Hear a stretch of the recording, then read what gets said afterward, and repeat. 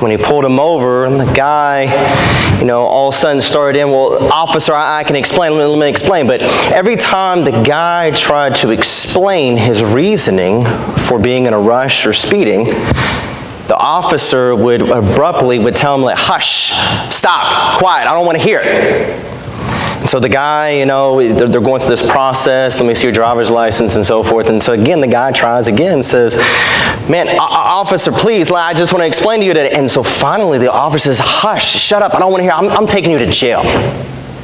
So he takes this guy to jail. And a couple hours later, the officer comes in and checks in on him, and he says, he said, you know what? You're lucky. This is your lucky day. The chief went to his daughter's wedding, and when he comes back, he's going to be in a good mood. The motorist being in the jail cell says, I'm not so sure about that, because I'm the groom.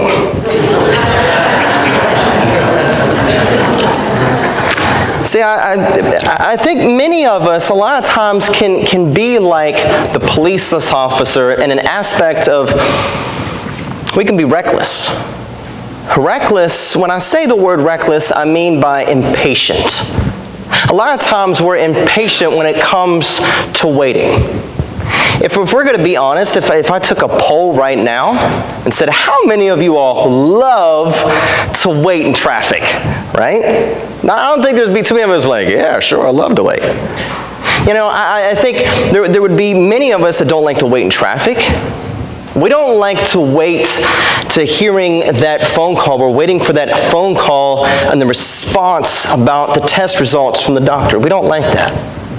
We don't like to wait in a particular situation in a relationship. We want to know what's happening. We want to know what's going on. We don't want to wait, or do I pick this school, or am I going to get to accepted to this school, or I have to wait to find out if I got this job or if I got this job.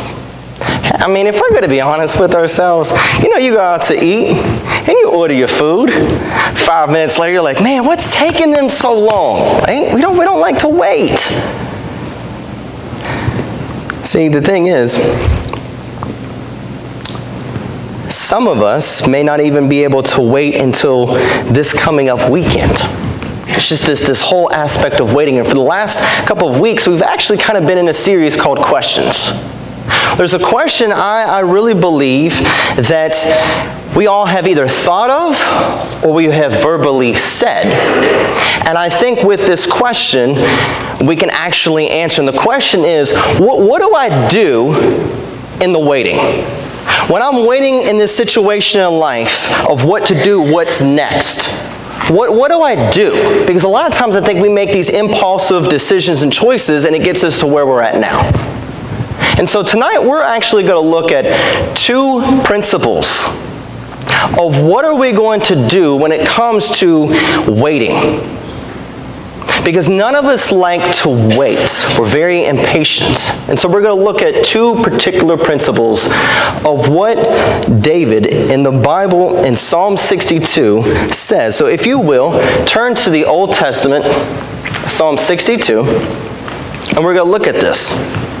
Because if I can put it in terms like this, in the bigger picture of life, because of our lack of waiting, we tend to, a lot of times, we can make reckless choices. Or in other words, a reckless heart can lead to a reckless life. A reckless heart can lead to a reckless life. And so I want to look at two key principles tonight of how we can avoid that. What are these two principles that can help us during our waiting period, during our season of life, what we're going to do of what is next? So if you will, turn to Psalm 62.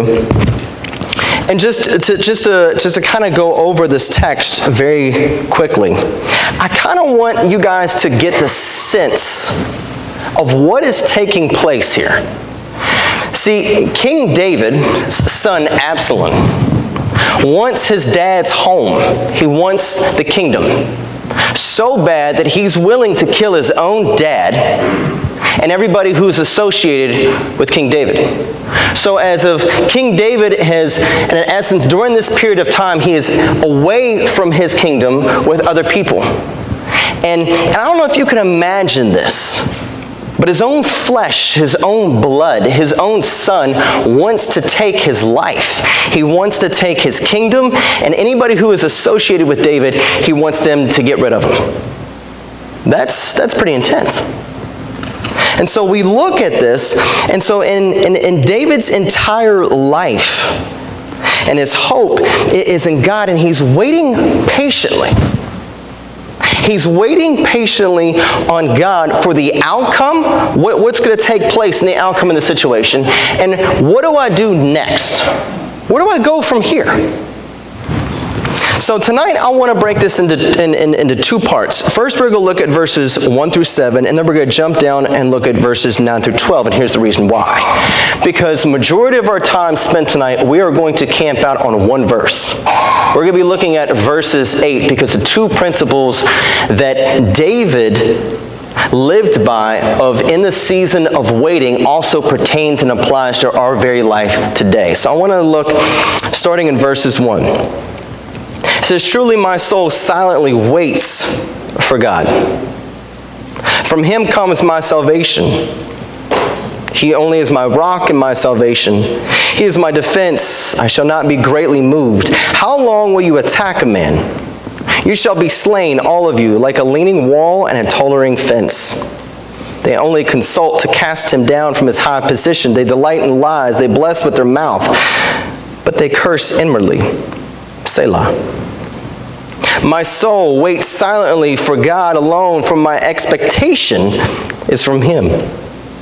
He only is my rock and my salvation. He is my defense. I shall not be moved. And God is my salvation and my glory, the rock of my strength, and my refuge is in God." So in these first 7 verses, again, we will look at this turmoil. David, I mean, that's just an understatement, that David is away from family and friends. He's away from his kingdom. He's in complete turmoil because, one, he doesn't know when he's going to be reconciled back to the kingdom, and let alone he doesn't know when he's going to be reconciled to his son. Again, I don't know if you can feel the weight of this. His own flesh and blood, his son, is out to kill him and anybody who is associated with David. And so they threaten, they lie, they want to attack him, but yet in the midst of all of this, David seems to be at peace because of his faithfulness and courage in God. And what's interesting is that he rests. It's like, you know, God, you've got this. And you rest in this, but I want you to look at the word wait. That word wait, yes, it means rest, but in all honesty, it also means stillness of submission. Stillness of submission. Let me give you a perfect example of that. George Whitefield, back in the 1700s to 1800s, some of you guys may have heard him, great preacher, the Great Awakening here in America. But back in the 1740s, before his first time coming to America, before he came over to America, he was talking to a lady, and they fell in love, and he's talking with her and all this stuff. Well, then he gets on the boat and he comes to America. Well, then all of a sudden he gets this bright idea. He gets this bright idea that he wants to propose to her. Well, back in those days, they didn't have FaceTime, they didn't have phones, they didn't have Skype, they didn't have anything, because the only way that you can communicate with someone overseas is through a letter. So George Whitefield writes this letter asking this woman if she will marry him. So then the guy has to go on the boat, goes to England, they got to find the lady, she reads it, she got to give her time to respond, has to go back on the boat, and has to go back to America. All in all, we're talking about 4 or 5 months that George Whitefield waited for her response. Is this not comical to y'all? Yes or no from this lady. But here's the amazing thing. The stillness of submission, the whole time George Whitefield is waiting on the response from this lady. He's not reckless. He's not making impulse decisions and, oh my gosh. He kept literally seeking out God, like, okay, God, is this right? Should I have done this? What else? Come to find out, the woman said no. But here's the amazing thing. During that period, of him seeking God and being submissive and saying, okay, God, this is what you want me to do. 6 months later, he actually gets married. Now, you come back, and it tells us that David regarded himself in verses 3, it says, how long will you attack a man? You shall be slain, all of you, like a leaning wall and a tottering fence. They only consult to cast him down from his high position. They delight in lies. They bless with their mouth, but they curse inwardly. Selah. So here, it's as if the psalmist is describing David's life, that he's like this leaning wall, and all this pressure is coming underneath him. But if you look in verses 6, it says, it really doesn't matter because I'm not going to be shaken. I'm not going to be moved. But what's fascinating is when you look at the end of verses 4, is the word Selah. Selah is mentioned 71 times in the Psalms. And the reason why it's fascinating is because it means to pause. It means to calmly consider. If I could say it in English, I would say this: reflect on what is being said. And I look at that and I say, man, that is so good for us to hear biblically and practically. Biblically, I think a lot of times when we come to the Word of God and we read, sometimes we just kind of pour over to the next verse, the next verse, next verse.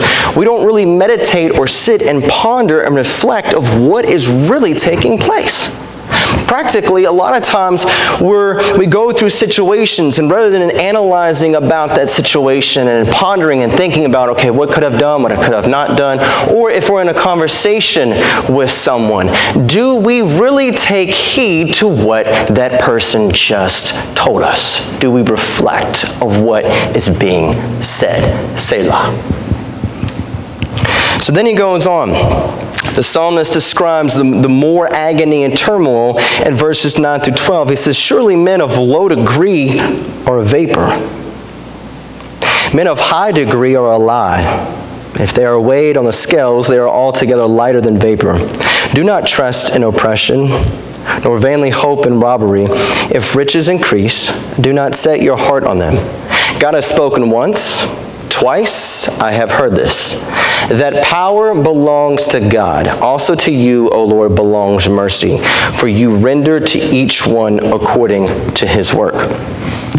So, if I could say it like this, when David looks at his turmoil, when he looks at his situation, when he looks at his enemies and everything that he's enduring, what he's about to go through, and not knowing what the next step is, and not what's going on, all of this in the waiting, it's kind of like he puts them on the scales. This is what's going on. But everything that's going on is nothing compared to God. It's nothing compared to God. And what's interesting is that when you look at this, compared to God, a lot of times in our lives, whether it's power or prestige or wealth, nothing compares to God's love, nothing compares to God's strength, nothing compares to God's mercy. In verse 11 it says, God has spoken once, twice I've heard this. In Hebrews, that just means I'm repeating this multiple times. The psalmist is trying to get across the message about the power of God. And then verse 12 it says, for you render to each one according to his work. There's nothing that we can do to earn. There's nothing that we can do to earn God's grace, God's favor. No person can stand and say, hey, look at me. This is what I've accomplished. This is what I've done. This is who I am. You should take me. Nobody can do that. But if I can speak for just a second to those, because I know this is we're online right now and so forth, but some of us are believers and some of us are not believers. And I just want to take a moment just to say this. Absalom, David's son, basically they robbed from people. This is what these passages, verses 9 through 12, they robbed people, they abused people to get to the prestige of where they were at. I say that because when sin entered the world, you and I have been robbed. We have been robbed of the relationship that we were intent to be with God. We were robbed of joy and peace and fulfillment and hope. What was robbed from us is because of sin. And sin is any thought, any word, or any action that goes against God. And ultimately, what we were robbed of a sin, it leads towards death, physically and spiritually. And so what happens is, God chose to step in and say, you know what? I'm going to stop this. I'm sending my one and only Son on a rescue mission to buy back, to redeem, to call my own. That when Jesus Christ went to the cross, He took your guilt and your shame and your sin. See, the nails didn't hold Jesus Christ to the cross. It's love. Because He desired to have a relationship with you. You were, in the beginning, God created us intently to have a relationship with Him through His Son, Jesus Christ. But we were robbed of that because of sin. I mentioned all of that just for the simple fact, for you to have an actual life, to have the fulfillment, to have the joy, to have the peace, to have eternal life, to have a relationship with God. Not rules, not religion, not regulations, not a church, but a relationship with Jesus Christ. That is fulfillment. That is life. If you want to know more about that, I would love to have a conversation with you afterwards, because that's really what it's all about. And because of this relationship that David had with God, it brings us to verses 8. Out of everything that's going on in David's life, and again, I don't understand, I think this is undermining this. I don't know if I can honestly imagine my own, either my best friend or my own blood, wanting to come after me to kill me. Not just take my household and throw everybody out, but to physically harm me and to everybody that I love. So all this turmoil going on because of David's relationship with God. We come to verses 8. Verse 8 says this: Trust. Trust in Him at all times, you people. Here's the first principle. These two principles I'm going to share with you all tonight are very simple, but they're profound. The very first one is this: trust God for clear instruction.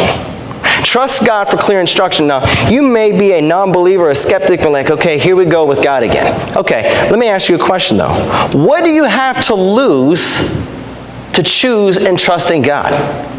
You have been at this point in your life right now. You have been impatient. You have made all these decisions on your own. And some of us, we've had some very poor decisions because we haven't trusted God for clear instruction. But I want to build a case of how we can trust God. Give me 1 second. But a lot of times, I think already, many of us have already made up our minds when we're in the waiting, and we don't want to wait, we want to do something, and we've already made up our mind before we consult before God and say, hey God, what do you think about this? Should I do this? I'm praying about this. This is kind of what it's like. It's kind of like we're driving down a road, or you're driving down a road. And you've been on a diet, let's say, for like several months. Diet's going well for you. And on the left side of the road is this restaurant. And you know that this restaurant is not going to accommodate your diet. You know that this restaurant is completely bad and wrong for your diet. There's nothing there at this restaurant for you. But what you do is, we pull into the restaurant, and as we pull into the restaurant parking lot, we say, God, Lord, if you want me to be here, there's going to be a car that's going to pull out, and it's going to allow me to pull right in. And all of a sudden, this car pulls out, and we pull in, and we're like, oh, thank you. See, a lot of times, we make up our minds, rather than waiting, we make up our minds of what we're going to do already, and then we say this, we say, Lord, what should I do? Like, we're already walking towards the right, rather than standing in place and waiting, okay, here's a clear instruction. We're already walking towards whatever we want to do and be like, Lord, show me what I ought to do, right? And here's the thing. When we don't like the answer that God has given us, or we can't hear or wait on the answer that God gives us, then we get cold. We get bitter. And a lot of times we tend to blame God. Now watch this. Verses 5, it says, my soul wait silently for God alone, for my expectation is from Him. If you're taking notes, this is what I'm saying. God's delays are not God's denials. God's delays are not God's delays are not God's denials. There's a pastor from South Carolina, his name's Todd Collin. He said this, he said, impatient and impulsive choices may cause you to miss God's better option. Trust God for clear instruction. Now, when it comes to trusting God, there's three answers to prayer. Yes, no, and wait. Now, what kind of parent would I be if I said yes to everything my child wanted? Imagine this for a second. I have a 4- and 6-year-old that live in the house right now. Imagine that the 4- and 6-year-old come to me, right, for breakfast, and they say, look, rather than like Cheerios or some breakfast food, we want candy and ice cream. I'm not going to say yes to that. Or what about this? What about this? What about a 12-year-old comes to the parent or grandparent, 12 years old, and says, give me the keys. I want to drive. You going to say yes? No. And so here's the interesting thing. Since God is just, since He is good, since He is all-knowing, since He is all-powerful, since He is all-loving, God desires what is the best for us. And if God desires what's best, and He knows what's best and has the power to bring about what's best, then we can trust God in the no and the wait. And sometimes because we're humans, we base things on feelings, and sometimes we're like, well, that didn't feel right. Well, I'm sure to the 4- and 6-year-old doesn't feel right either, because I know the Cheerios are right there, but I also know the freezer right there is ice cream and candy is just right on top of the refrigerator. And as I was thinking about this, what if God said, and I'm paraphrasing here, but what if God said yes? What if God said yes to when Jesus is in the Garden of Gethsemane? He's about to be taken away. He's about to be put on trial. He's about to be crucified. But remember, as Jesus is there, he's praying, and in essence, he's saying, Lord, take this cup away from me, but if it be your will, not my will. But what if God said, yep, come on, son, I'm just going to wipe this all away. Go ahead. Do you realize, do you understand that we would all be bound and determined for hell? There would be no victory, there would be no joy, there'd be no peace, there'd be no life. There would be anguish. There would be no relationship, there would be no life, there would be not any eternal life in heaven with God the Father. So, David comes and he realizes, because of his relationship with God, that he's going to trust God for clear instruction while he's waiting during this whole entire turmoil of what to do next. That's the first thing. Second thing, let's look at it. Trust in Him at all times, you people. Pour out your heart before Him. Here's the second principle. Is that you want to pour out your heart. The heart is the inner person. It's the seat of thought. It's the emotions, the courage. It's the understanding. It's the mind, body, and soul. It's everything of a person. It's not an organ. In the Hebrew, they're talking about heart. It's everything of mind, body, soul, everything of what is going on in that person's life. But watch this. It may be simple, but it's profound that God is wanting us to pour out our hearts during the waiting. I mentioned I had a 4 and 6-year-old that live in the house. And sometimes when I say, okay, hey kids, you guys are probably wondering why there's this toy bin up here. So I say, hey guys, it's time to clean up.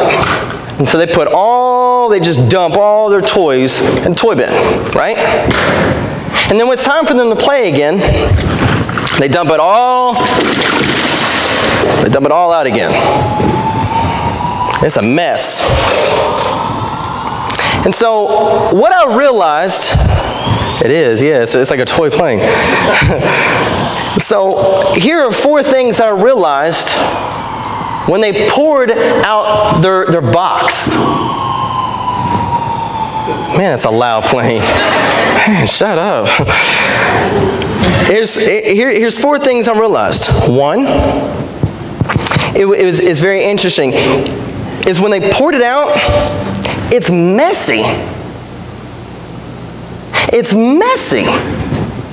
Number 2, I realized that when they poured it out, it was all or nothing. They couldn't just tilt a little bit, because when they dumped everything in here, they're looking for maybe a particular toy. So they couldn't just tilt it out, like they had to dump it all out. Here's my 3rd realization, is that you can't pick or choose what comes out. When you pour out the toy bin and they just dump it all out, they can't pick or choose, it's all out. And here's the 4th thing that I realized when they poured out the box. It's revealing. It's revealing as, the kids are gathering around and they're looking there and they're like, oh my, I haven't seen that in a long time. You know what I'm saying? And they pick up something and here I am like watching, I'm like, hey, that's my money. You know what I mean? It's revealing. I say that because God invites you to pour out your box to Him while you're waiting. Number 2, God invites you to pour out your box so that you'll make wise choices in the waiting. And number 3, God invites you to pour out your box so that He can reveal to you what you need in the waiting. And here's the interesting thing. So we can trust God for clear instruction during this waiting process of what's the outcome, what's next, but I'm trusting you, God. Second of all, while we're waiting, we get to literally pour out our hearts unto Him. And how could David do this? And well, the psalmist tells us right here. Trust in Him at all times, you people. Pour out your heart before Him. God is a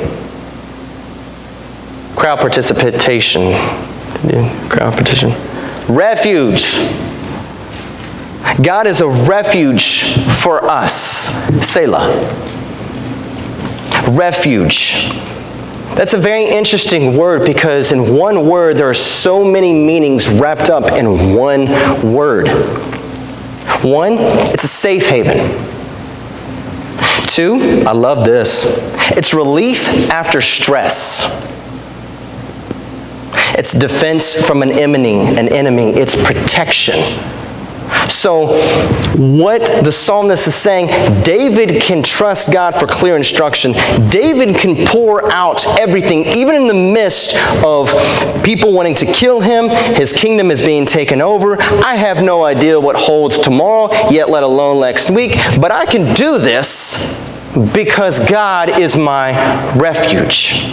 I found it interesting at the siege of Copenhagen under Lord Nelson in April 1801. The British military blasted the city with guns and mortars. Almost the entire city caught fire and burned.